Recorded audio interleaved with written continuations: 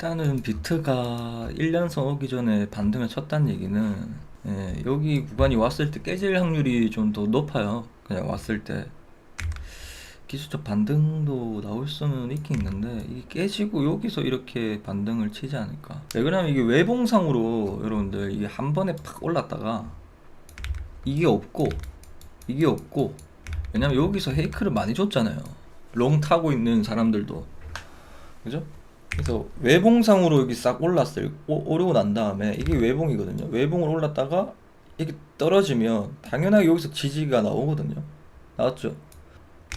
그런데 외봉상으로 아니고 쌍고점을, 지지가 나오고 난 다음에 쌍고점을 만들고 하락이라서 장기 이평선에서 지지가 안 나올 가능성이 높아요.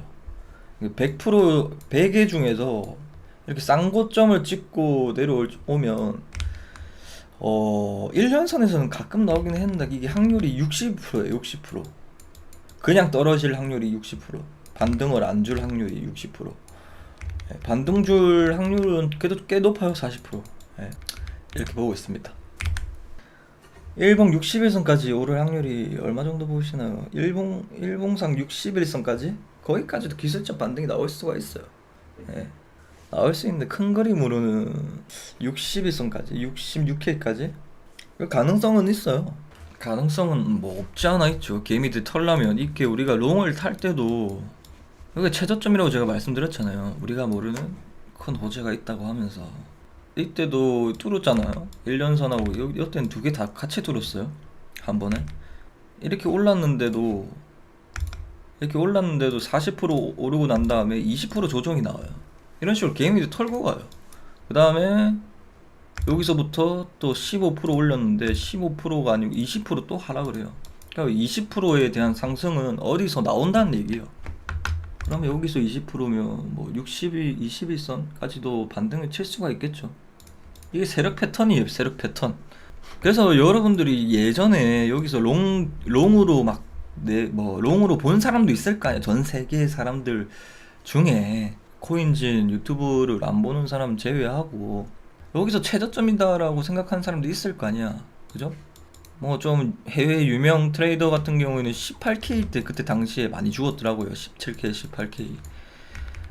그런 사람들도 왜 지금까지 못 들고 갔냐면 이런 무빙이 힘들었어요. 이런 위로 다 뚫고 난 다음에 뚫어줬던 라인을 다시 그러니까 제가 쓰는 이평선을 쓰면 되는 거란 얘기입니다. 이게 왜 여기까지 지지를 받았잖아요. 지지를 어디서 받는지는 우리는 알잖아. 근데 이 상승분에 우리가 하락이라고 볼 수 있는 거는 어떤 걸까요? 어떤 걸까요? 상승은 이만큼 일어나고 하락은 이만큼 하면 이게 하락인 거잖아요. 그죠? 그잖아. 이게 상승의 길이, 이게 하락의 길이. 그죠? 이게 하락이라고 하는 거잖아. 하락. 조정은 뭐냐? 기본적인 것부터 얘기해 줘야겠다. 조정은 상승을 했고 이만큼까지 하락하는 게, 이거는 조정인 거야. 조정. 이건 하락. 이해돼요? 조정과 하락은 명확해야 됩니다. 근데 이게 쉽게 명확하지 못하죠. 그래서 제가 쓰는 이평선을 딱 보면 이거 이해되셨죠? 그러면 여기서 보면 일단 111선을 뚫어줬던 거를 우리는 첫 시작이라고 봅니다. 이해되시죠? 111선을 이렇게 뚫어줬죠. 여기가 이제 시작점이라는 거죠. 시작점. 상승의 시작점. 이제 하락 조정의 끝. 이게 상승, 조정이 될 수 있고 하락이 될 수가 있죠. 그래서 111선을 뚫어주고 난 다음에 여기를 상승 구간으로 먼저 처음으로 보는 거예요. 왜냐하면 장기 이평선은 세력들만이 뚫을 수 있는 영역이니까. 그래서 여기 상승 시작을 해서 여기까지 상승을 했죠. 그 다음 하락이 우리가 어디서 지지를 받을지 알잖아요. 여기 구간. 그래서 제가 19.8K 이 구간에서 지지를 한다고 말씀을 드렸죠. 이때 보면 19.8K까지 19.8K 부분까지 하락 예상한다. 3월 4일 날에 저때거든요.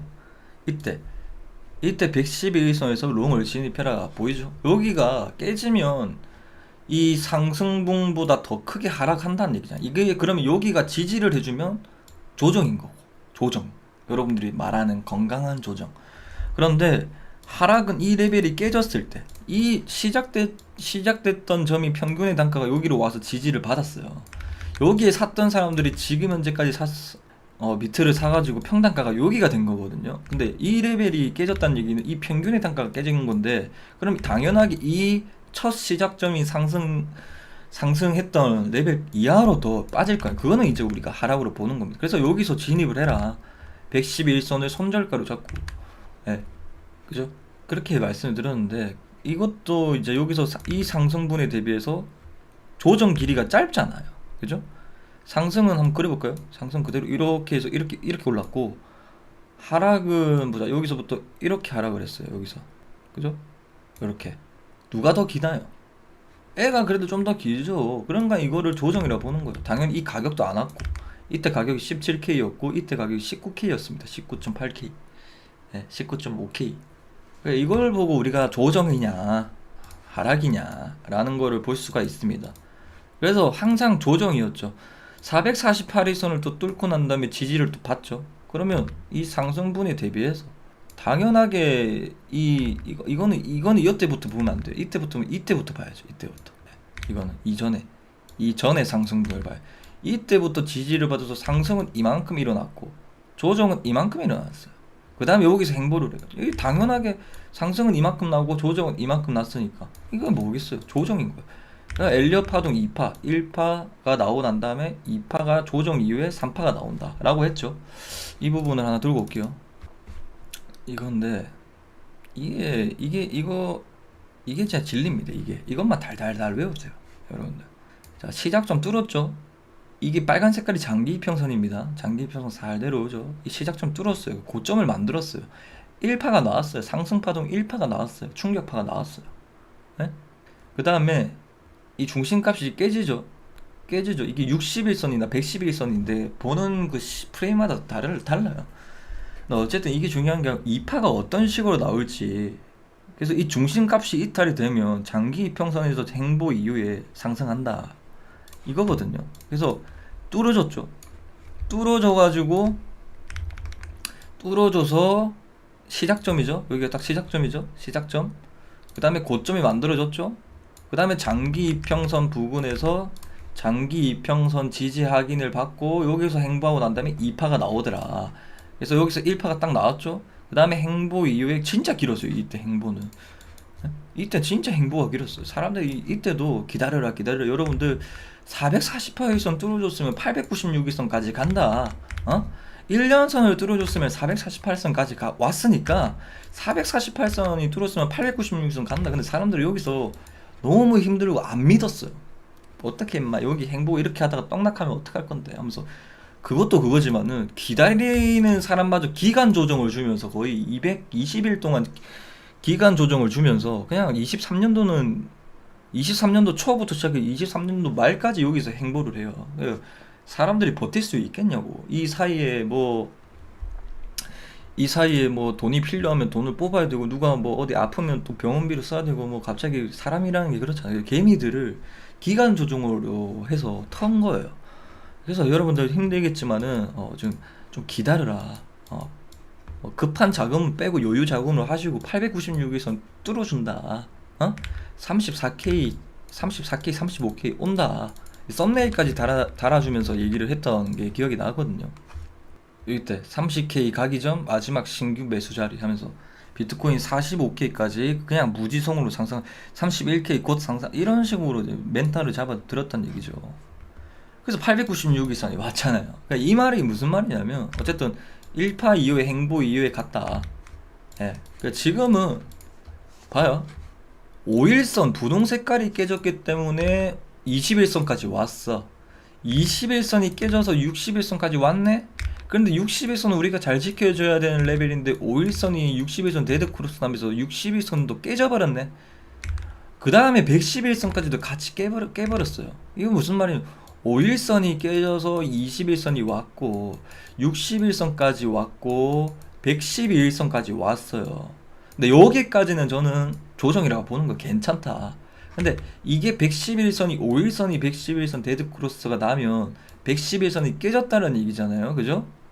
그러면 111선이 깨진 거 이후부터는 장기 이평선이기 때문에 도미노가 더 하락이 커지는 레벨이기 때문에 우리가 대응을 해야 되는 레벨이다. 224에서 그래서 제가 61선을 지지를 해주고 있을 때 괜찮다라고 한 것도 111선이 깨졌지만 약간 역차트로 본다면 61선도 살아있으니까 충분하게 111선을 올라올 수 있다라는 그런 파동이 있기 때문에 여러분들에게 말씀을 드리는 겁니다. 드렸던 내용이거든. 근데 61선과 111선은 깨졌죠. 네. 그래서 지금 하락 시즌 종료를 보고 있는 1차적인 이유가 그 이유고, 어쨌든 111선이 깨졌으면 224일선까지 오잖아. 그래서 제가 요때 224일선까지 온다, 공짜다, 여기까지는 하락은 대응은 해야 돼. 지금 가격보다 더 떨어질 수 있다 라고 말씀을 드렸어요. 이 시작이 111선이 깨지면 이 시작이 어디까지 하락을 하냐면 보수적으로 448일선이나 896일선에서 반등이 크게 나오지 1년선에서는 잘 안 나와요. 1년선은 쉽게 오는 자리입니다. 1년선은 상승했을 때도 이렇게 쉽게 옵니다. 쉽게. 이때도 깨졌을 때도 이때도 111선이 깨졌죠. 1년선까지 그냥 옵니다. 그냥 개공짜로. 이때도 버티기는 공짜로 오죠. 그죠? 맞아 아니에요? 그냥 제가 이거를 찾아낸 겁니다, 여러분. 오케이? 이렇게 보면 됩니다. 그리고 뭐 어쨌든 차트 분석은 많이 말씀을 들었으니까 111선이 깨졌으면 448일선 흰색 레벨이나 896일선까지 온다. 대신에 이게 896일선까지는 긴 시간이 오래 걸려요. 장기 이평선 중에 제일 큰 4년의 평균의 가격까지 오는 건 힘들거든요. 6개월의 평균의 가격 오는 거는 빨라요. 1년 전에 샀던 사람들의 평단가가 오는 것도 빨라요. 근데 2년이나 4년의 평단가가 오기에는 좀 힘들어요. 조금 시간이 필요한 겁니다. 그래도 1년까지는 좀 빠르게 온다. 우리가 모르는 뭐 마운틴 곡스 말고도 좀 악재가 있어요. 그리고 여러분들 금리가 이런 데이터도 있더라고요. 이걸 제가 공부할 때 봤는데, 금리 인상 사이클 때 봤는데, 금리가 인상을 하는 사이클에는 주가가 바닥인 적이 없었어요. 금리 인하를 하면 그 말은 무슨 말? 바닥이 한 번 더 온다는 얘기예요. 이게 미국 증시 관련돼서 이제 거시경제를 보시는 분이 그때 한번 들었던 내용이, 금리 인상 시기에 주가가 올랐잖아요. 바닥이라고 보고. 그죠? 그런데 이게 찐바닥이 아니, 한 번 더 테스트를, 바닥을 한 번 더 다지고 올라간다는 얘기예요. 그래서 금리 인하 때 바닥이 나온다라고 하더라고요. 진정한 바닥. 바닥이란 그 사람의 기준은 찐 상승, 그냥 우사양하는, 그냥 쭉 우사양하는, 고통 없이. 근데 금리 인하를 하는 이유가 있겠죠. 경기 침체나 뭐 그런 것들이 나와서. 그죠? 금리 인하 끝난 시점이 저점, 그러니까 절반 정도. 금리 인하가 언제 끝나는지 한번 볼까요? 금리 인하가 언제 끝나냐면요. 근데 금리 인하가 한 번은 해요. 그 이유가 원달러로 볼까요? 이거를 영상에서 설명을 드려야 되는데 설명을 못 들어서 제가 생방송으로 킨 겁니다. 이게 원달러 차트거든요. 이게 원달러 차트인데 우리가 쓰고 있는 원화는 달러라고 하니까 이게 무슨 개소리냐, 개소리를 59분 동안 해놨네 이러면서 막 적어놨더라고요. 근데 우리가 쓰고 있는 원화는 여러분들 다 달러야, 달러. 여러분들은 잘 모르시는 내용이고, 뭐 우리가 쓰고 있는 원화는 원화가 아니냐, 맞죠? 여러분들이 쓰고 있는 돈은 원화는 원화죠. 근데 근본적인 그 원화의 발행처 한국은행의 담보가 원화를 발행을 시킬 때 달러로 전부 다 담보로 두고, 달러에 대비해서 그 담보로 두고 원화를 발행합니다. 그래서 여러분들이 진짜 쓰고 있는 원화는 달러라는 얘기죠. 외환 보유고라고 하거든요. 그게 달러. 그래서 미국이 금리 인하를 하면 우리의 원화도 풀린다. 우리가 전부 다 이 달러 담보로 해서 우리가 원화를 쓰고 있는 거다. 그래서 달러가 하락하게 되면 우리의 원화도 풀리게 된다 라는 얘기를 처음으로 해드렸어요. 이런 얘기는 좀 신박할 거예요. 근데 저도 공부를 하면서 진짜 처음으로 듣는 내용이거든요. 그래서 미국이 진짜, 이게 미국이 망하면 우리나라도 망해요. 그렇게 깊숙하게 미국은 오래 전부터 파고 들어왔어요, 우리나라의 경기에. 경제에. 예. 그래서 우리나라가 IMF 때 이제 외환이 없어가지고 달러가 없어가지고 IMF가 터졌잖아요. 그 뒤에 진짜 IMF를 대비해서 외환 보유고에 달러를 엄청나게 축적을 해서 그 얼마 치더라. 하여튼 어쨌든 엄청 많은 달러가 지금 수두하게 그게 이제 외환 보유고라고 하는 겁니다. 예? 아시겠어요? 그래서 그렇고 일단은 이게 111선 보세요. 원 달러 차트입니다. 제가 쓰고 있는 111선도 이거를 제가 오늘 새벽에 올려드렸던 최근 영상에서 보여드려야 했을 텐데 이걸 못 보여드려가지고 시간이 너무 길어가지고 촉박해가지고 제가 마음이 급해가지고 보이죠? 111선 지켜주는 거 보인다 안 보인다 주봉상으로. 예? 이게 깨지면 금리 인하가 이제 금리 인하 사이클이 시작이 되는 겁니다. 아시겠어요? 예. 이때도 111선이 깨지니까 하락이 나오잖아요. 그죠? 이때도 111선이 깨지니까 원달러가 하락을 하잖아요. 그죠? 111선이 깨지니까 하락을 하잖아요. 111선이 깨지니까 원달러가 이렇게 반등을 치더라도 역배열 때까지 하락을 하잖아요. 1998년도에 제가 이 이평선을 모를 때도 이런 식으로 나왔다. 언제? 일단은 85년도 제가 태어나기 전이죠. 86년도. 예. 86년도에도 깨지니까 이렇게 하락을 했다. 예. 다 이게 역사 이게 경험이거든요. 이게 경험치입니다. 우리가 경험을 더 빨리 하기 위해서 과거의 차트를 보면 이 과거 차트를 보고 굳이 그런 경험을 안 해도 과거에 이런 패턴이 있었구나 하면서 우리가 차트 분석을 하는 이유가 그 이유입니다. 알겠죠? 그래서 이 111선이 깨지면 금리 인하의 사이클이 돌아선다라는 얘기입니다. 오케이? 그래서 2022년도에 대상승 초입장에 전원의 우리 몸이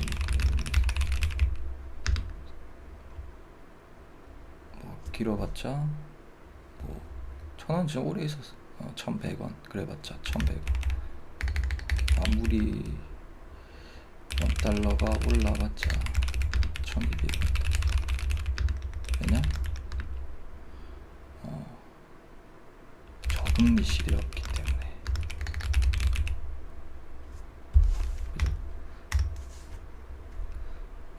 그때 테더를 그때 2021년 이전이나 2021년도 때 테더를 들고 있는 찐 세력들의 달러의 평단가를 1000원에서 1000원입니다. 그죠? 쉽게 계산하기 쉽게. 근데 지금은 1378원, 계산하기 쉽게 1400원입니다. 그때 세력들이 100억을 원달러 1000원에 샀으면 100원에 평단가라면 100억 원달러. 지금 만약에 40% 올랐으니까 테더만 들고 있어도 40% 수익이라는 거죠. 즉 40억 수익이죠. 근데 그런 사람들이 테더만 계속 들고 있으려고 코인 시장에 들어왔을까요? 비트코인 알겠죠? 비트코인도 저점에 잡아서 수익도 내고 테더도 달러 인덱스도 오르고 일석이조가 되는 거죠. 그런데 2022년 1400원이었던 원달러가 지금 현재 2024년 6월에 다시 그 본전 가격이 왔다. 비트코인이 상승했던 이유는 이 원달러 혹은 달러 인덱스의 하락으로 세력들이 이 달러 하락분을 멘징하기 위해 비트코인에 투자를 했다. 하지만 3월 이후부터 쭉 다시 원달러 혹은 달러 인덱스가 상승하였다. 그래서 세력들은 굳이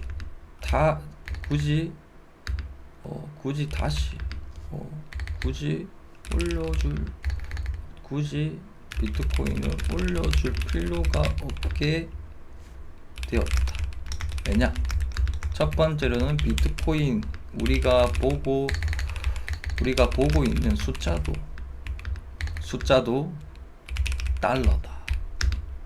두 번째, 실제로 세력이 들고 있는 달러도 달러 값어치도 달러의 가치도 올라갔다. 오케이? 이게 한 6% 상승을 했죠. 6%. 이 6%만 하더라도 10%였죠. 그게 6%에서 더 플러스 돼 있는 거예요. 네. 그래서 비트코인 우리가 보고 있는 숫자 이게 다시 1,400원대로 왔다는 얘기는 더 비싸졌다는 얘기죠. 그래서 1,000원에 그럼 이 복잡한 내용 다 제외하고 2021년도에 테더를 들고 있던 세력이 있다라고 생각하면 자 들어봐요. 1,000원에 1,100원이라 하죠. 1,000원이라고 기준 잡을게요. 1,100원이 1,000원이든 1,000원이 계산식이니까 1,000원에 지금 샀으면 1,400원이 됐잖아요. 그러면 40% 수익에다가 그러면 이 40%의 수익이 어떻게 보면 비트코인도 마찬가지. 비트코인도 40% 이상 오른 거거든요. 그죠? 그래서 비트코인이 70K 때 100K를 이미 넘었어요. 30%만 하더라도. 그죠? 그렇고 왜냐하면 이 1,000원에 샀던 혹은 1,100원에 샀던 세력들이 굳이 자기네들 가만히 있었는데 30% 40% 달러 수익이 되었는데 개미들은 전부 다 10만 달러. 이게 해외 개미들이죠. 우리나라 같은 경우는 뭐 1억을 간다 1억은 왔지만 해외 사람들은 전부 다 100K 10만 달러를 외치고 있는데 세력들이 굳이 안 가도 자기네 30% 수익인 거죠. 이거 20%라든 10%라든 1,200원에 주었던 애들도 10% 수익 거의 이미 신고점을 뚫은 거죠. 그래서 크게 못 간 이유다. 이미 크게 간 거죠. 세력들은 1,000억 100억이 있으면 플러스 원래 세력이 뭐 예를 들어 1,200원에 샀다 생각해요. 여러분들 극단적으로 말고 1,200원에 세력 사는 사람도 1,200원 평당가 달러에 100억을 비트코인을 매수했다. 맞죠? 비트코인 오래 매수할 거 아니에요. 21년도 그런 세력들은 여러분들 개미들의 시야로 보면 안 돼요. 그런 애들은 4년 동안 놔두고 있는 1, 2년도 지금 21년도면 3년이죠. 3년도 이 홀더라고 얘기를 할 수가 없어요. 여러분 주식 하시는 분도 뭐 10년, 5년 진짜 적어도 최소 3년 이상을 우리가 보고 진짜 진정한 장기 홀더들이라고 부르잖아요. 3년이면 21년도부터 샀던 사람들 진짜 진정한 홀더들이죠. 그 사람들 들고 있는 사람. 근데 그 사람들이 개미들이 있어요. 100억, 200억 자기네들 그것도 여유 금액인데. 그죠? 찐 세력들을 말하는 겁니다. 그죠? 그래서 100억을 매수했는데 지금이 원달러가 1,400원. 얘네들은 그냥 가만히만 있어도 20억 수익입니다. 20억 수익. 그죠? 거기에다가 비트코인도 74,000불 왔을 때 만약에 뭐 지금 가격도 지금 61,000달러인데 여기서 20% 더 오른 거죠. 그죠? 그러면 6만 달러 20%면 지금 거의 뭐 7만 달러 아직도 7만 달러예요. 7만 달러. 아직도 70K래요. 70K. 예. 그래서 금리 그래서 이러한 이유 때문에 정동성이 큰 거다.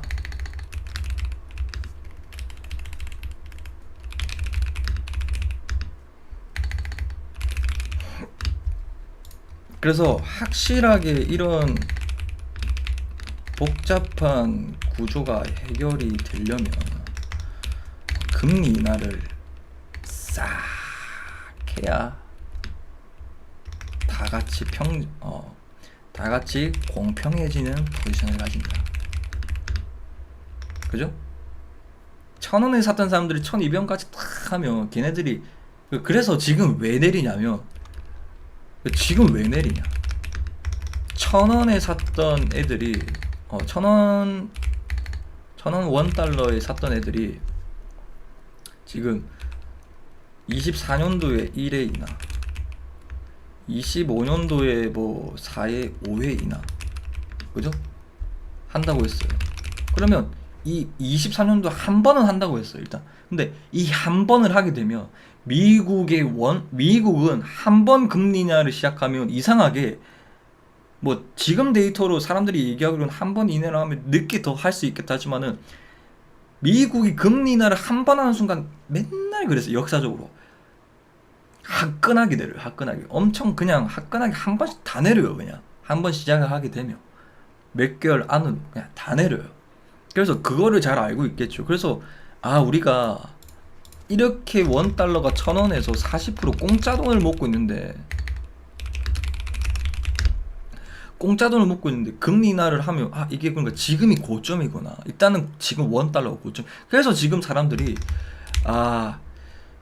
달러도 많이 올랐고 비트코인도 달러 플러스에서 많이 올랐죠. 자기가 들고 있는 달러도 많이 올랐고 비트코인도 달러죠. 우리가 보고 있는 것도 달러예요. 달러. 여러분들 뭐 6만 달러 하고 있죠. 그것도 많이 올랐기 때문에 얘네들이 팔기 시작한 겁니다. 이해가 되죠? 그리고 우리도 이게 그럼 $1 제가 중요하다 했죠. 우리가 원화도 우리의 원화도 달러라고. 달러. 그 이유 아까 설명을 드렸는데 그냥 쇼츠 내용들 한번 더 말씀드릴게요. 쇼츠를 한번 보세요. 제가 이게 없는 게 없죠. 제 쇼츠에는 다 중요한 것들만 올려드려요. 뭐 이상한 자지부리 해체충만 올리는 게 아니고 해체충은 거의 없어요, 사실. 자, 이거 한번 보고 올게요. 지금 우리가 쓰고 있는 10,000원, 50,000원권 있잖아요. 이런 거는 달러입니다. 달러. 우리는 달러로 계산하고 있습니다. 지금 우리가 화폐 발행일이라고 적혀 있고 그 부채를 쓰고 있잖아요. 우리가 쓰는 원화는 한국은행에 백업되어 있다는 얘기잖아요. 여러분들이 뭐 주택담보대출로 돈을 빌리면 여러분들 입장에서는 부채고 자산은 집이죠. 은행에서 빌려준 돈은 집으로 담보로 되는 거죠. 그래서 집이 중요하죠. 여러분들이 쓰는 돈은 한국에서는 부채죠. 그럼 한국은행에서의 자산은 달러죠. 한국은행 자산이 전부 다 달러예요. 그럼 여러분들은 달러를 쓰고 있는 그 부채로서 나머지 원화로 풀고 있는 거죠. 이게 외환 보유고라고 하는 거죠. 달러가 풀리면 우리의 원화도 풀리게 됩니다. 달러가 약해지면 그럼 한전을 해야겠죠. 그 한전한 돈을 가지고 싼 주식들을 사야겠죠. 그래서 우리나라 증시 반도체 기업이라든지 이제 2분기부터는 오를 거다. 대신에 밸류업 프로그램이나 반도체 같은 경우 계속 수출량이 늘어나니까 불행적으로 반도체 주들이 굉장히 큰 폭으로 올라가게 되어 있다. 이거를 보고 여러분들은 삼성전자 사러 가야 돼요. 이렇게 SK 하이닉스 사러 가야 됩니다. 그렇고 지금 비트가 문제. 비트 어쨌든 이 내용 잘 이해하셨죠? 그리고 이게 뭐 우리나라도 여러분들도 비싸게 사고 있다는 얘기입니다. 비싸게 비트코인을 우리가 원하지만은 달러예요. 달러. 그래서 여러분들이 숏을 먹으려고 타는 게 아니고 숏을 해칭하기 위해서 이 달러를 해칭하기 위해서 타는 겁니다. 이해가 되시나요? 아니면 저는 이런 비트코인으로 달러에 대한 해칭을 하는 거고, 아니면 금리 인하에 대해서 ETF가 있거든요. ETF가 아니고 채권에 투자하는 방법이 있는데, 금리 인하에 대해서 이게 금리 인하를 하면 할수록 우리가 이게 먹는 그런 수익을 볼 수 있는 그런 투자 상품이 있단 말이에요. 그 이름 뭐였더라? 어쨌든 그렇게 거는 사람들도 있고. 근데 그렇게 그런 사람들이 올해 뭐 7번을 금리 인하를 7번을 예상을 했고 3번을 예상을 했는데 한 번을 예상을 해가지고 지금 충격을 먹었단 말입니다. 그런 사람들, 채권 투자하는 사람들이. 근데 지금 다 충격 먹고 지금이 딱 기회죠. 고래들 읽지 않으면 굳어놓. 그러니까 이것도 이거고 제가 이제 보여드릴게요. 이거는 제가 또 사이트를 찾아야 되기 때문에 좀 오래 걸리기 때문에 이 데이터를 보면 실제로 개미들이 개미들이 찐 세력들이 현금화를 안 하는 이유, 금방 그건 추상적인 내용이었잖아요 여러분들. 제가 금방 돈이 많으니까 은행에 빼기 힘드니까 그냥 온라인상으로 그냥 넣어둔다. 개인 지갑으로 넣어두고 우리가 스테이킹을 받을 수가 있잖아요. 우리가 이 클레이스왑만 가더라도 여러분들, 클레이스왑만 가더라도 이게 클레인턴에서 만든 이게 디파이 같은 자산 그건데, 여기 가면 이렇게 단일 예치를 해두면 여기 테더가 있거든요. 테더 보이죠?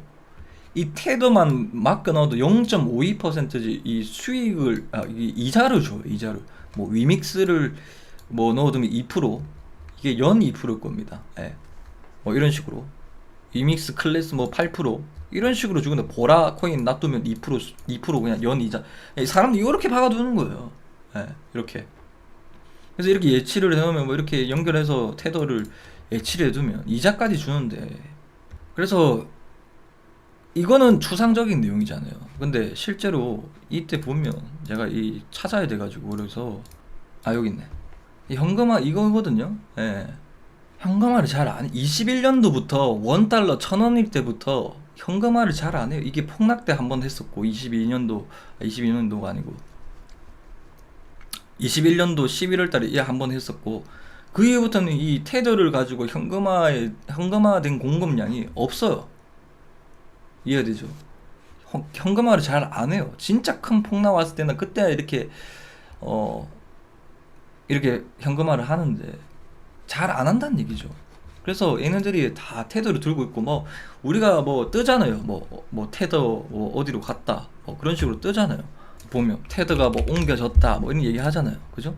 뭐 우리 코인리스 보면 뭐 테더가 뭐 어디 바이낸스 거래소로 뭐 1조 원 달러가 옮겨졌다 뭐 이런 얘기 본 적 있잖아. 이런 식으로 1억 USDT 이체 테더 트레저리에서 이제 지갑에서 개인 지갑에서 1억 달러가 이제 개인 지갑에서 비트파이낸스로 1억 달러 규모 이체됐다 이런 식으로. 얘네들은 이 1억을 받아서 개인 지갑에 놔두는 거예요. 그러다가 뭐 사고 싶을 때 사고, 현금화를 잘 안 한다는 거죠. 현금화라는 얘기는 우리가 이제 거래소를 통해서 이제 출금을 잘 안 한다는 얘기죠. 물론 뒤에서 뭐 이게 그걸로 거래는 할 수는 있지만은, 그래도 제가 말하고 싶은 건 2021년도부터 들고 있던 달러가 지금 많이 올랐기 때문에 이 비트코인이 가격이 더 오를 수밖에 없다. 더 오를 수가 없다. 그래서 이 7만 달러가 70K가 왔지만은 1,000원에 샀던 사람들이 1,300원이 $1가 됐잖아요. 그럼 30% 올랐잖아요. 그럼 이미 10만 달러예요. 혹은 1,100원에 $1 샀던 사람들이 30%니까 1,400원이죠. 지금 거의 1,380원 하고 있죠. 30%. 그래서 이미 10만 달러 부근이나 혹은 그 뒤에 온 거예요. 그럼 여러분들은 지금 $1가 1,378원이잖아요. 그러니까 여러분들 이 돈을 가지고 1,378원의 값어치로 가지고 비트코인을 사고 있다는 얘기예요. 그래서 지금 금리 인하를 하면 이제 달러가 싸지니까 그때 사셔야 돼요. 그래야 우리가 비트코인을 지금은 한 개밖에 살 수는 없지만은 나중에 되면 1.1개, 1.2개를 줄 수가 있는 거예요.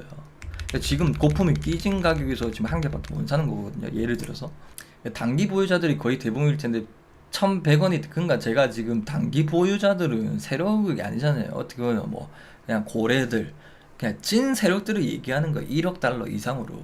네. 그런 사람들이 이 시장을 좌지우지하는 건데, 고래들이 좌지우지 하겠습니까? 네. 진짜 이 시장을 크게, 제가 말하고 싶은 그림자 금융 세력들을 얘기하는 거예요.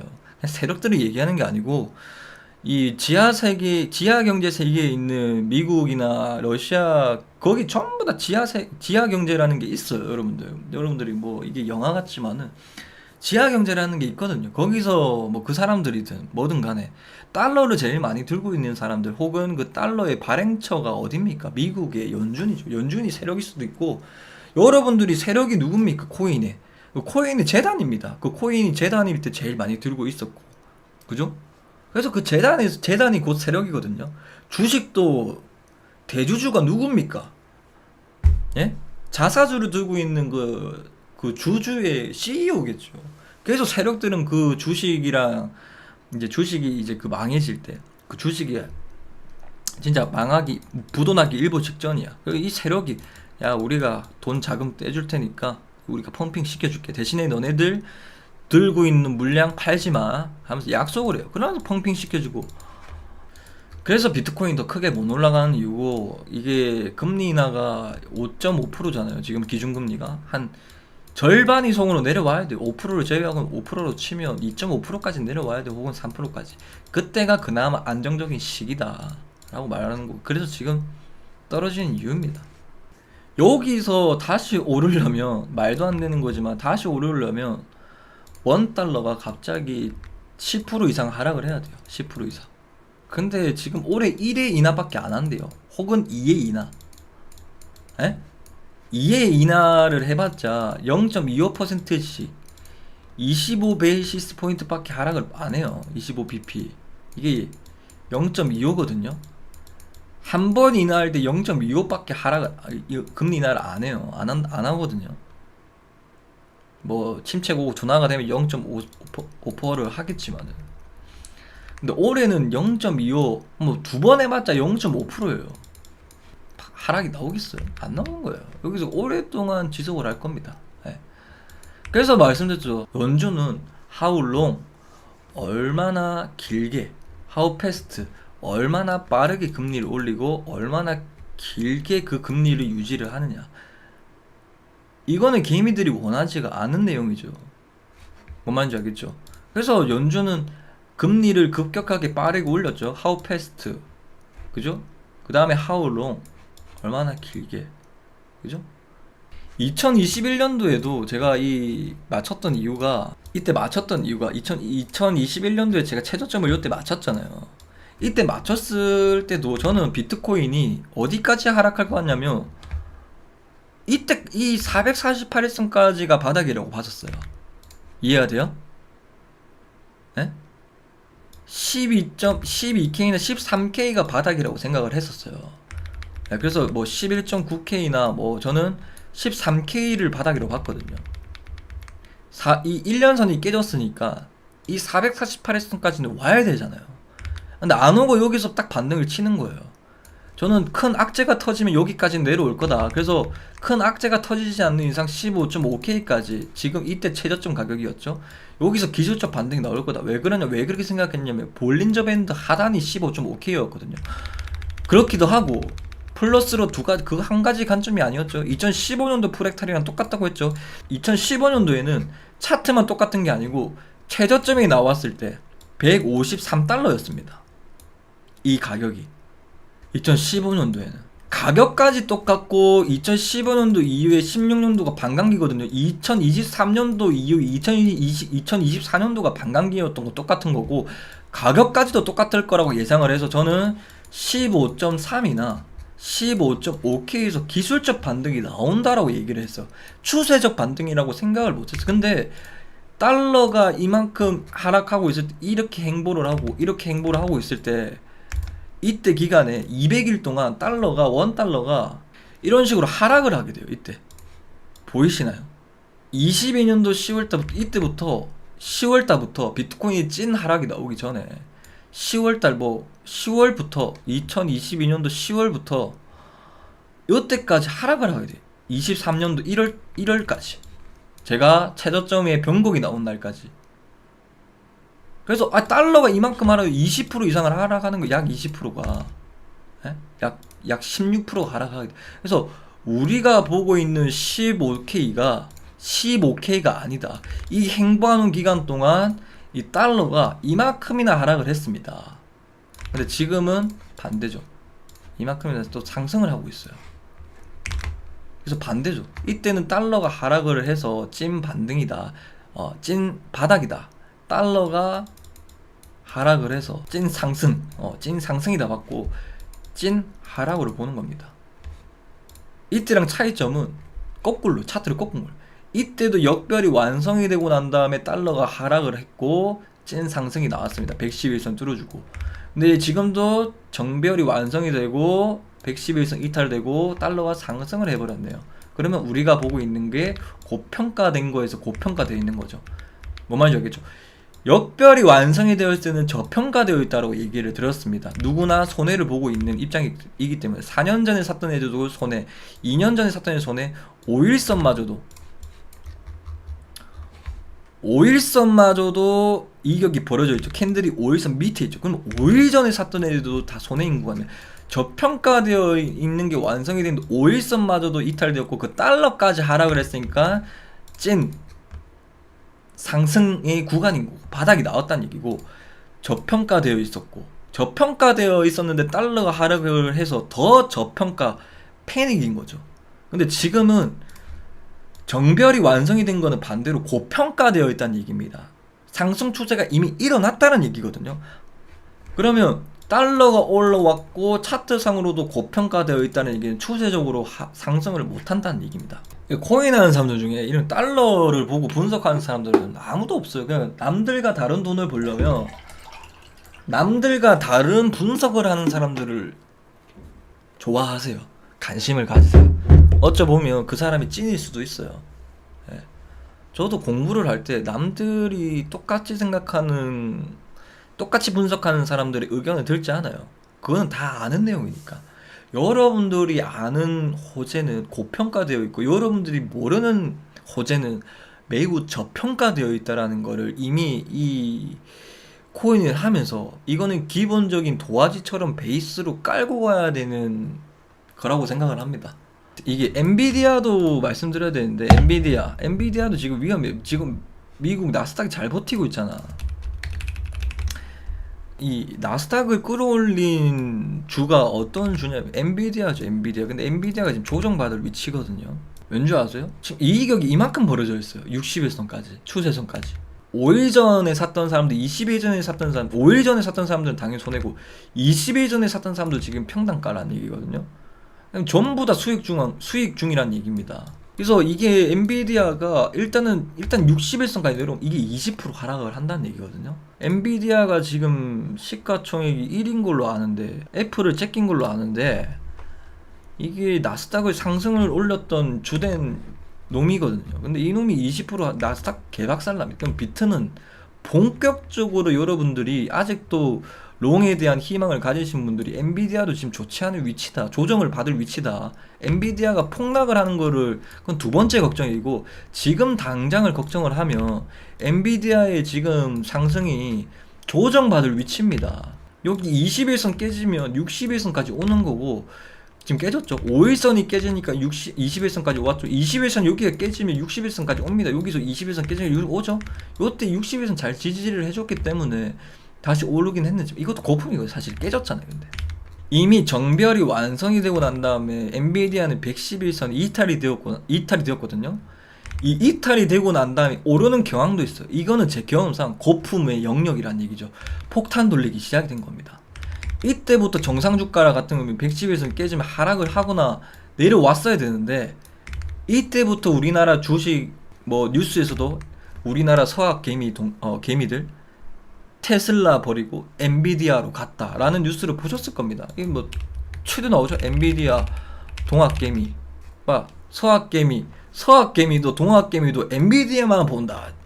디데이 20일 하면서 뭐 올해 2월달부터 딱 요때요. 저 뉴스가 나온 시점이 요때입니다. 2월달 요때 제가 말하는 거품, 저런 기사가 나오면 고점이다라는 얘기는 여러분들 잘 아실 거라고 합니다. 그래서 제가 이 기사를 보기 전에 말씀드린 거예요. 제가 이 2월달에 나온지도 몰라요. 저 얼핏 들어가지고 한 건데, 최근에도 요때도 나왔어요. 근데 그 들어서 얘기한 건데, 거품인 영역이 나오죠. 엔비디아도 조심해야 된다. 나스닥도 지금 위험합니다. 지금 나스닥이 위험하다는 얘기는 폭락을 얘기하는 게 아니고 조정받을 위치면, 지금 비트코인이 이렇게 힘없는 상황에서 나스닥이 도와줘야 되는 판국인데 도와주고 있음에도 불구하고 하락했는데, 나스닥마저 하락을 하면 전체적인 금융시장의 분위기가 지금과는 확 달라질 겁니다. 이놈이라도 살아있기 때문에 사람들이 와, 나스닥은 잘 가는데, 저도 그랬었죠. 나스닥은 잘 가는데 비트코인이 60일선에서 맨날 지지를 해주네, 얘는 언제 날아가는 거야 했죠. 근데 깨진 순간 이건 뭔가 잘못됐다, 그렇게 본 거죠. 그리고 여러분들 세금에 대해서 많이 염려를 하시는데, 세금을 빨리 먹여야 여러분들이 조금 더 안정적인 투자를 할 수 있게 되는 거고, 그건 두 번째지만 첫 번째로는 세력들도 세금을 내요. 주가를 좌지우지하는 애도 세금을 내는데, 30% 내면 예를 들어서 100억을 벌었는데 30%를 벌어요. 그럼 70억을 딴 거거든요. 그 세력들도 이 세금 낸 것만큼 펑핑이 화끈해질 거예요. 때마침 25년도까지 제가 찐 상승을 지금 나올 거라고 생각을 했잖아요. 올해는 계속 하락을 하고 25년도 어느 순간부터 나올 거죠. 그럼 25년도에 이 모르겠어요. 한국도 이 지금 세금에 대해서 고집을 하고 있잖아요. 세금 창출도 언제 잘 되냐면, 세금도 이 나라도 세금을 받아야 될 거예요. 근데 코인 시장이 좋지 않으면 세금이 많이 나올까요? 25년도에는 제 관점과 똑같이 세금을 먹인 이유가 세금 창출이 잘 되고 비트코인 시장이 좋아질 것 같아가지고, 그래서 사람들이 뭐 그 반대한다 그런 거 올렸잖아요, 정부에다가. 25년도에는 장이 좋아질 겁니다, 여러분들. 그래서 여러분들에게 세금을 삥을 무조건 뜯어야 되기 때문에 그 내용에 대해서 찬성을 못합니다. 그대로 이어가겠습니다 라고 하는 이유가, 아마 여러분들에게 정부가 힌트를 주고 있는 거라고 생각을 합니다. 그러니까 세금을 먹여줘야 여러분들은 뭐 좀 억울하고 뭐 돈을 잃었는데 뭐 세금을 내고 그렇지만은, 여러분들도 투자하면서 약간 이상한 코인들도 좀 상패가 되고 안정적으로 투자할 수 있는 마련이 되기 때문에, 그때 예를 들어서 여러분들 25년도에 만약에 폭락을 해요. 세금을 먹이기 시작하는 25년도, 26년도, 그죠? 25년도에 돈을 번 사람들이 26년도에 세금을 내잖아요. 25년도에 장이 안 좋으면 이놈들이 사람들이 일어날 거 아니에요. 25년도에 세금 먹이는데, 세금도 세금이지만 이렇게 어려운 장에 세금까지 처먹이나 정부야, 이렇게 하면서, 그러면서 정부가 죄송합니다, 세금도 별로 안 나오네요, 처리하겠습니다, 이런 식으로 나와요. 근데 25년도에 만약에 장이 확 좋아, 그러면 장 좋지? 그래, 그래도 우리가 정부가 욕을 덜 먹게 돼요. 그런데 지금 고집하고 있는 이유가, 얘네들도 지금 뭔가 알고 있는 내용이에요.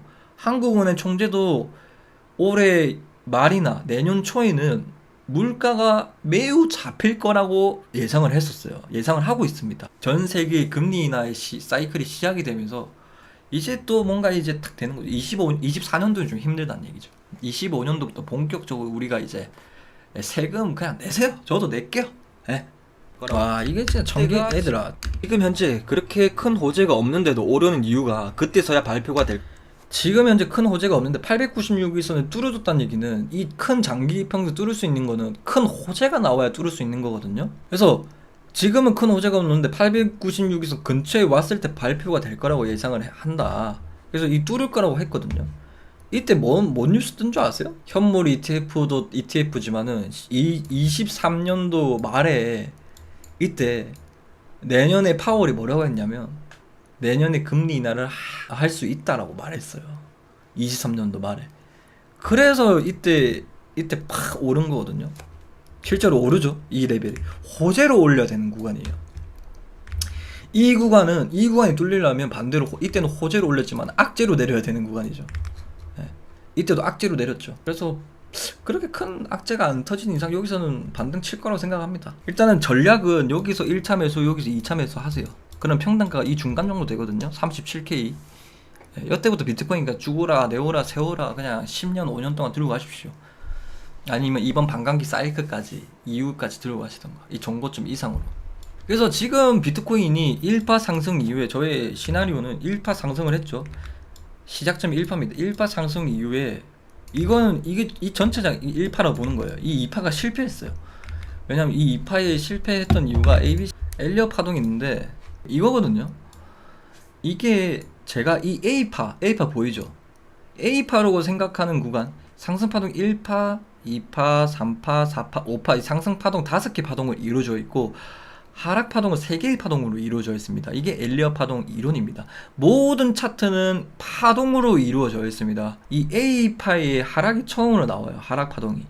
근데 이 A파 하락이 111선을 지지를 해줘야 돼요. 그 다음에 이 C파가 A파보다 깨지면 안 돼요. 근데 지금 보면 이게 이때 브리핑에서도 말씀드렸어. 이게 상승 파동이 다 나오고 하락 A파, 그 다음에 B파의 반등이라고 했잖아요. 그 다음에 C파잖아요. 그죠?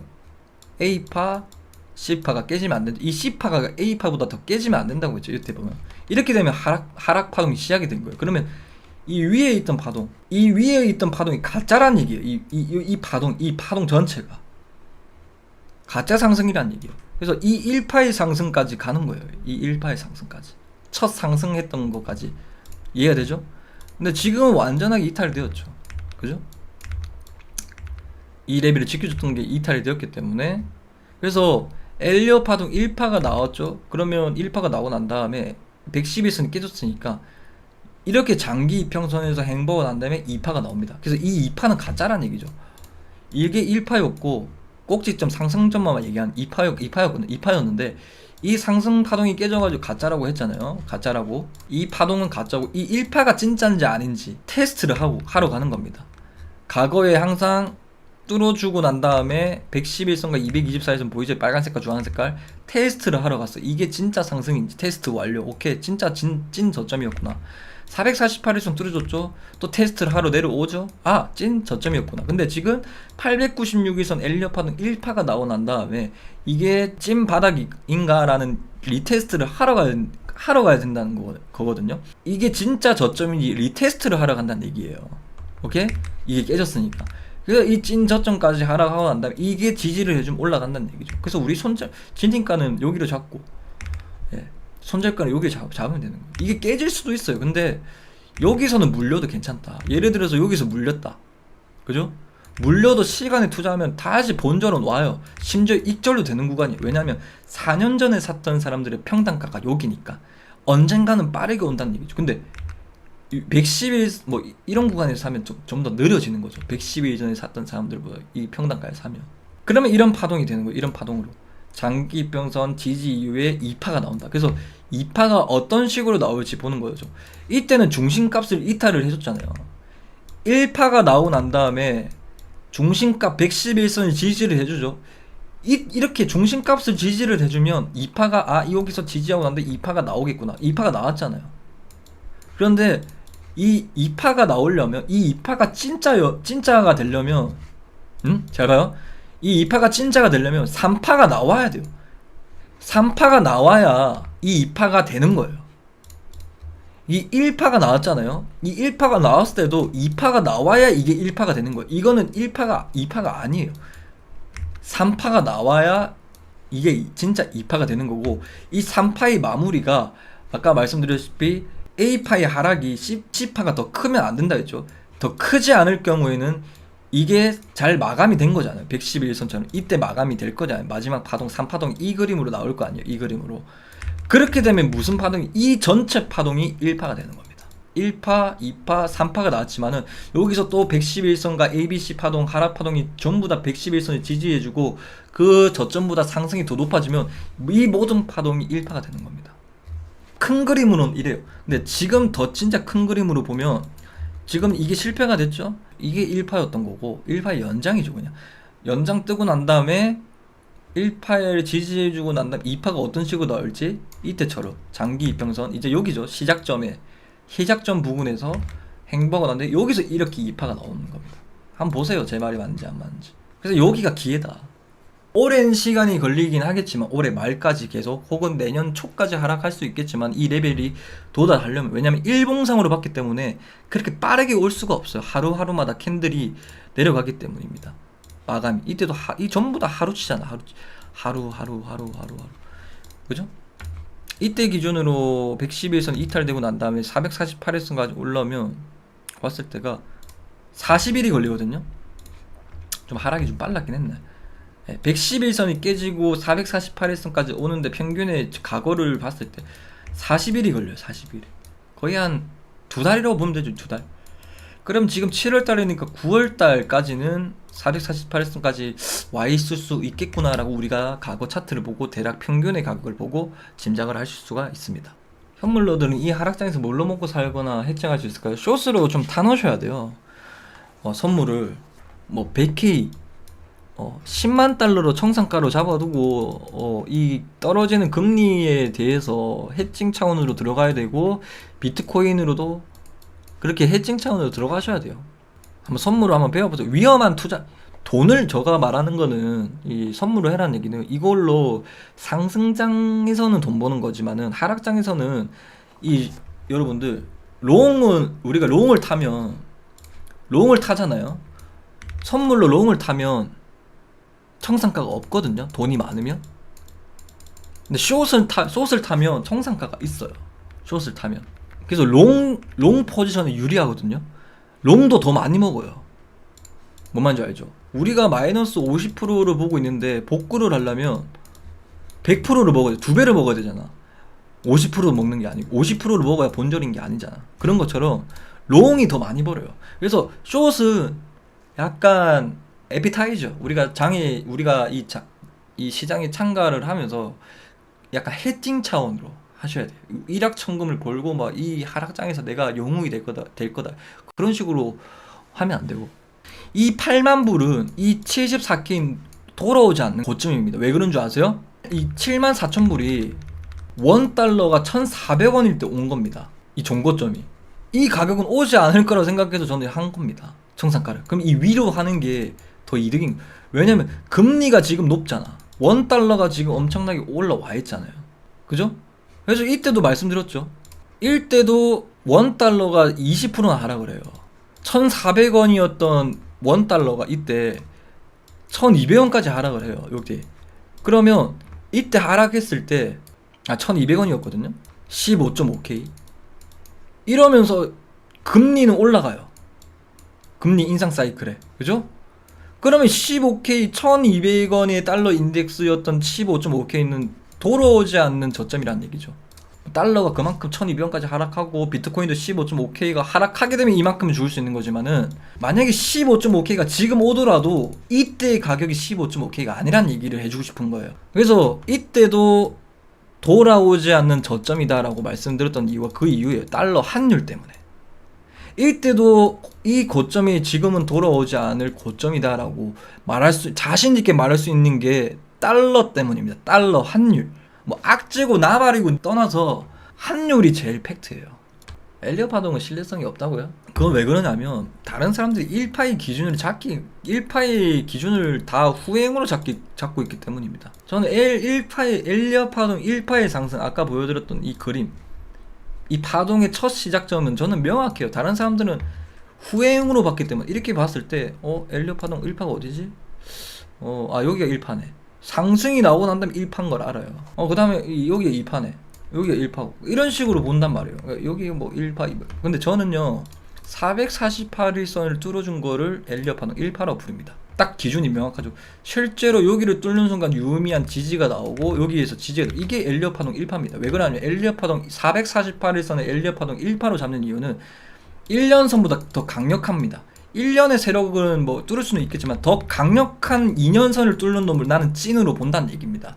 그래서 이 448일선을 뚫어준 거를 저는 엘리엇 파동 1파로 보고 있기 때문에 이 1파가 나오기 전에, 즉 이 1파가 나오기 전에 저는 이거를 여기까지는 간다라고 알 수가 있어요. 어떤 거냐면 이게 256 기법이죠. 5일선이 21선 크로스 되고 61선 크로스 됐을 때 바닥에서 나오는, 여기 256이 되죠. 5일선과 이 5일선 21선이 파란 색깔입니다. 전부 다 크로스가 되죠. 이 파동이 바닥에서 역별이 완성이 되면 엘리엇 파동 1파의 터치가 되기 전에, 1파가 나오기 전에 바닥에서 나오는 파동입니다. 그래서 실제로 256이 완성이 되고 난 다음에 이런 식으로 상승을 함께 하거든요. 이런 식으로. 엘리엇 파동 1파가 나오기 전에 나오는 바닥에서 나오는 파동입니다. 그렇죠. 후행성이 강한데 저는 미리 알 수가 있어요. 그러면 미리 타점도 알 수가 있거든요. 자, 엘리엇 파동 1파가 나왔죠. 이게 1파면 여기 1파가 나왔어요. 1파가 나왔고 이 1파의 상승의 각도보다 높아야 되거든요. 2파는 맞잖아. 이 상승 추세가 더 이렇게 커져야 돼요. 그래 저점도 높아질 거 아니에요. 그죠?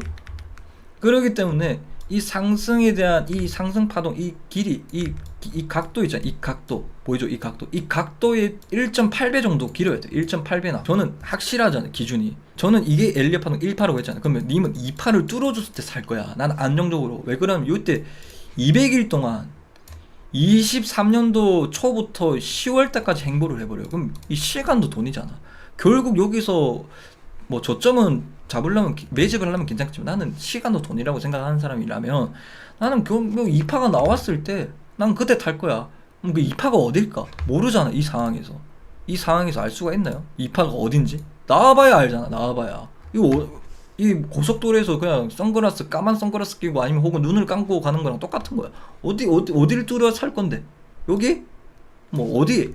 여기? 모르잖아. 확실해? 아니? 나는 확실해. 여기가 뚫어주면 상승이 나온다. 이 상승분의 보다 각도보다 더 크게 실제로 어떻게 돼요? 이런 식으로 나오는 거예요. 이때 사가지고 지지해주죠.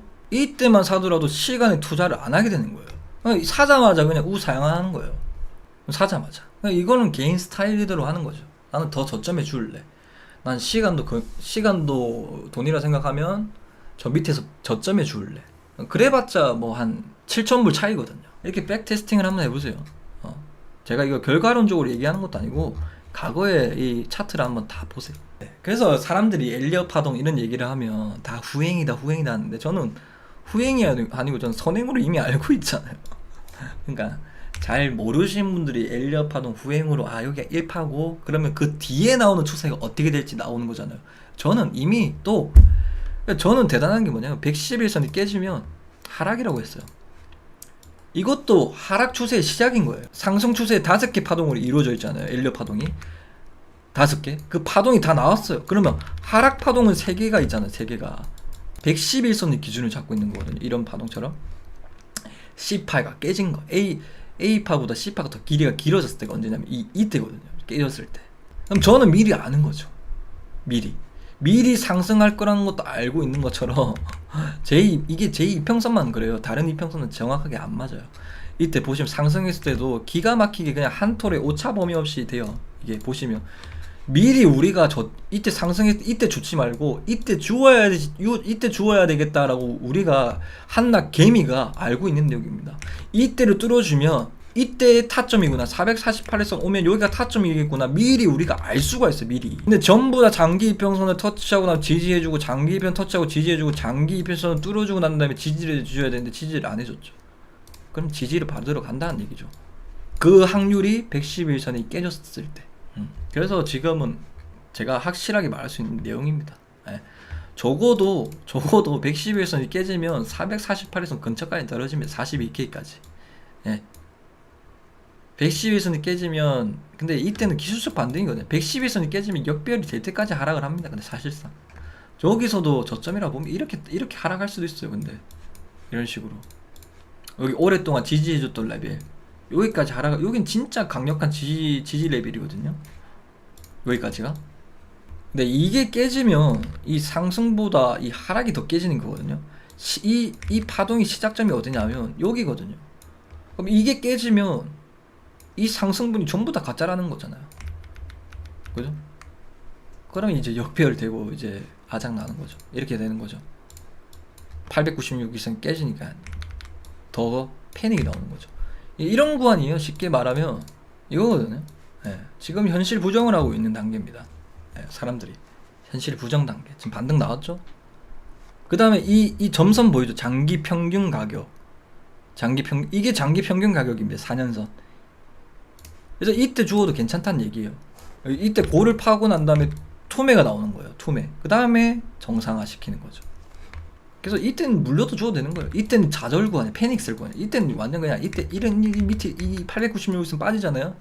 진짜 대출해야 돼요. 이건 진짜 컴퓨터도 팔 거예요. 저는 컴퓨터도 지금 컴퓨터 500만 원짜리인데 다 해가지고 500만 이거 팔고 마이크 팔고 유튜브 잠시 줬고 다 팔고 PC방에서 매수하고 PC방에서 방송할 거예요. 저는 방향제 팔고 마이크 팔고 전자담배 팔고 에어컨 팔고 집 팔고 청소기 팔고 차도 팔고 다 팔고 그때 진짜 다 팔아야 돼요. 알겠죠? 단타의 수익률은 스윙의 주단위 수익률을 따라올 수가 없습니다. 대신에 방향성을 제대로 알면 주가가 상승 추세로 시작이냐 하락 추세가 진행되고 있냐 그것만 팩트로 잘하면 끝까지 다 발라먹을 수가 있습니다. 그러니까 제 유튜브만 보면 어딘지 알아요. 근데 그거 보면 그러니까 이런 구간을 한 번에 다 맞춰도 되는 거예요. 이때도 최고점 맞췄고 이때도 최저점 맞췄고 이게 왜 이제 자랑하는 게 아니고 이런 긴 프레임에 대한 앞으로 미래 방향이 어떻게 변곡이 될지에 대해서 미리 알면 제가 그 분석에만 집중을 하고 있잖아요. 그래서 제가 최고점도 이 쌍고점이 될 거라고 여러분들에게 말씀을 드렸고, 이 15.5K도 달러 하락분에 대해서 최저점을 정확하게 우리 아빠도 사실 못 믿어요. 내가 이렇게 말하면 우리 아빠도 뭐라고 얘기를 했냐면, 뭐 소 뒷걸음 치다가 맞춘 거 아니냐고 하더라고요. 근데 저는 정확한 시기 22년도 12월 31일 2023년도 1월 1일 정확하게 역별이 완성이 되고 난 다음에 상승할 거다. 그 이유가 이제 15년도 프랙탈을 보고 말씀을 드렸던 이유였거든요. 그리고 장단기 금리 역전차가 나왔을 때 항상 주가는 바닥이었다 라는 내용도 여러분들에게 말씀드렸고, 근거가 많았어요. 근거가 한 5개, 6개, 10개 뭐 넘었어요. 그때 과거를 보면 항상 장단기 금리 역전차가 났을 때 주가는 항상 바닥이었습니다. 미국채 2년과 3개월이 역전되는 순간 항상 비트코인은 바닥이었다 라는 의미입니다. 이게 2019년도거든요. 보시면 장단기 금리 역전차가 났을 때, 장단기 금리 역전차가 여기서 나죠? 데드크루즈 나죠? 이때가 항상 주가는 바닥이죠. 비트코인 400만원일 때였습니다. 지금 2022년도 제가 맞췄던 이유가 이때 데드크로스가 납니다. 그죠? 데드크로스가 나오고 난 다음에 주가는 이때 바닥이었다. 15.5K. 이게 20K 왔을 때 얘기를 하는 거예요. 20K 왔을 때. 이 전부터 이 내용을 말씀드렸거든요. 항상 주가는 바닥이었다. 장단기 금리 역전차 2년과 3개월이 미국채 3개월과 2년이 역전이 되었을 때 항상 비트코인뿐만 아니라 미국 증시도 그래요. 왜 그런 줄 아세요? 이유를 좀 얘기해 드릴까요? 저기 장단기 금리 역전차가 났다는 얘기는 원래는 장기로 돈을 맡긴 사람들에게 돈을 더 많이 줍니다. 근데 단기로 이자를 더 많이 줬기 때문에 저런 커브 영상이 일어나는 건데, 근데 왜 단기로 사람들이 돈을 많이 맡겼을까요? 왜냐면 23년도, 24년도에 경기 침체가 와서 금리 인하가 될 거라고 사람들이 했기 때문에 저렇게 장단기 금리 역전차가 난 겁니다. 그래서 단기로 돈을 맡긴 사람들이 금리 인하에 대한 베팅을 걸었다고 했잖아요. 그래서 단기로만 돈을 맡기고 이자를 본 거겠죠. 고금리임에도 불구하고 장기로 돈을 맡겨두면 이게 시간이 오래 지나면 금리 인하를 할 거니까, 장기로 둬두면 손해니까. 그죠? 그래서 고정금리보다 변동금리를 돈을 빌린 사람들이 더 많았습니다. 그래서 그 이유가 이제 금리 인하에 대한 시그널을 얻은 거죠. 그래서 장단기 금리 역전차가 났을 때 금리 인하를 할 거야라는 기대감으로 항상 주가는 이때가 바닥이었고 반등을 쳤다라는 이유입니다. 물론 뭐 이런 지표만 딱 얘기해주고 뭐 끝이겠지만은 이런 상세 내용을 알아야죠. 장단기 금리 역전차가 났던 이유는 경기 침체가 온다라는 건 팩트긴 한데, 은행의 수익 구조는 어떻게 되어 있냐면, 은행의 수익 구조는 단기로 돈을 빌려와서 장기로 고객한테 팔아먹어요. 은행 다니신 분들은 잘 아실 겁니다. 그래서 동대문이죠. 여러분들이 옷가게를 하면 우리가 옷가게를 하면 동대문에 단기로 이제 돈을 빌려와가지고 돈을 도매로 떼오잖아요. 그 장기로 사람들한테 팔아먹잖아요. 그런 거예요. 근데 지금 단기 이자율이 비싸잖아요. 근데 장기 이자가 더 싸잖아요. 그러면 역마진이 나오고 있다는 얘기예요. 은행은 손해를 보고 영업을 하고 있다는 얘기예요. 그게 처음으로 일어났을 때가 장단기 금리 역전차가 났을 때 22년도 11월 달이고, 그래서 바닥이 나온 건데, 근데 얘네들이 역마진이요, 여러분들. 뭐 이게 갑자기 손해가 팍 됐더라 하더라도 이게 돈이 있잖아요.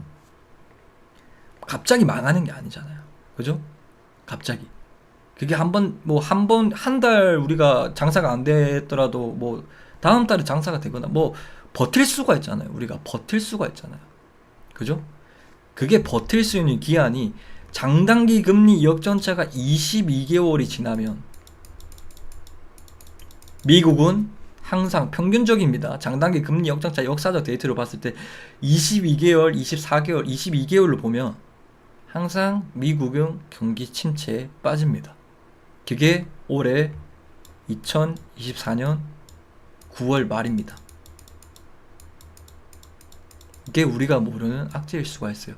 미국은 금융 시스템이 망가지는 게 제일 무서워합니다. 우리나라는 부동산이겠지만은. 근데 이게 금융 시스템, 아까 은행의 역마진의 구조가 이때 이 9월 말에 터진다. 이미 지금 터지고 있음에도 불구하고 대선이기 때문에 뚜껑을 안 까서 그렇지만은 대선이 끝나고 난 다음에는 11월 달이죠. 이미 한 달이 지나버렸죠. 그때 대선이 끝나고 났는데 뚜껑을 딱 까보는데 어이 뭐야, 바퀴벌레가 아니고 안에 속은 확 썩어 있을 겁니다. 은행의 구조들을. 알겠죠? 이게 그런 구조다. 예. 저는 차트도 물론 중요한데, 예, 제가 20억을 벌었던 이유가 500만 원으로 차트 분석도 중요하지만 미래 분석이 중요해요. 금방 이런 얘기한 것처럼. 왜냐면 차트는 하락할 것 같은데 미래가 진짜 하락할 건지 혹은 상승할지 확신이 있어야 우리가 전 재산을 걸고 베팅을 할 수 있고, 베팅한 것도 문제가 아니에요. 7,000원 했으면 우리가 기다려야 돼요. 기다려야 돼. 그 기다리는 시기에 다수가 공포로 느낄 때고 있을 거고 다수가 한호로 느낄 때는 우리는 소수가 되어 반대의 의견이 되어야 되는데, 나만의 그런 미래에 대한 확실한 분석 혹은 확실한 차트 분석이 없으면 그 다수가 느끼는 공포에 우리도 휩쓸릴 수밖에 없어요. 저도 사람인지라. 소수가 되려면 자기에 대한 노력이 그만큼 중요한 거예요. 그만큼. 아시겠어요? 다음 주 제가 텔레그램 오시면 제가 제 텔레그램 있거든요. 다 들어오세요. 텔레그램 요 밑에 오시면 이 텔레그램 다 있거든요. 유튜브 외에 텔레그램, 왜냐면 변동성이 크거든요. 비트코인이 단기 관점은 바로 켜가지고 브리핑을 할 수가 없어요. 그래서 그런 짧은 브리핑 있잖아, 단기 관점 같은 경우 텔레그램이나 단톡방에 해드리거든요. 들어오시기 바랍니다. 네. 어쨌든 오늘 여기까지 시청해주셔서 대단히 감사드리고, 노래 한 곡 듣고 이만 저도 마무리 해볼게요. 아이고 내쉬네요. 거의 2시간 20분 동안 떠들었네요. 어쨌든 여기까지 하도록 하겠습니다.